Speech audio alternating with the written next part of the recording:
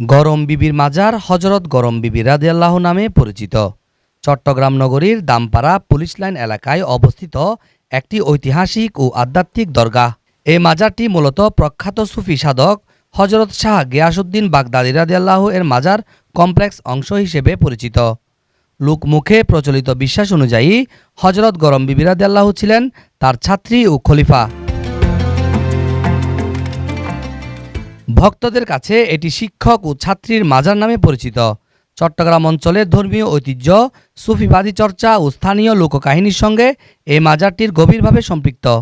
যদিও গরম বিবি রাদিয়াল্লাহুর জীবন ও ইতিহাস নিয়ে বিস্তারিত লিখিত দলিল খুব বেশি পাওয়া যায় না, তবুও বিভিন্ন সূত্রে জানা যায় যে তার আধ্যাত্মিক পরিচয় ও মর্যাদা হযরত শাহ গিয়াসউদ্দিন বাগদাদী রাদিয়াল্লাহুর সঙ্গে নিবিড়ভাবে সম্পৃক্ত। চট্টগ্রামবাসীর কাছে গরম বিবির মাজার একটি গুরুত্বপূর্ণ তীর্থস্থান। স্থানীয় ধর্মীয় বর্ণনা অনুযায়ী এখানে এসে ভক্তরা আত্মিক শান্তি ও বরকত লাভের আশায় ইবাদত ও দোয়া করেন। বিশেষভাবে উল্লেখযোগ্য যে এটি চট্টগ্রামের সবচেয়ে উঁচু মাজার হিসেবে পরিচিত।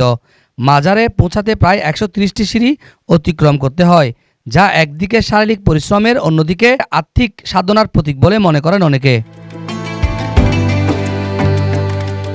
সব মিলিয়ে গরম বিবির মাজার চট্টগ্রামের একটি প্রাচীন ও গুরুত্বপূর্ণ আধ্যাত্মিক কেন্দ্র, যা সুফিবাদের ঐতিহ্য বহন করে চলেছে এবং হযরত শাহ গিয়াসউদ্দিন বাগদাদী রাদিয়াল্লাহু এর শিক্ষা ও আধ্যাত্মিক উত্তরাধিকারের একটি জীবন্ত সাক্ষ্য হয়ে আছে।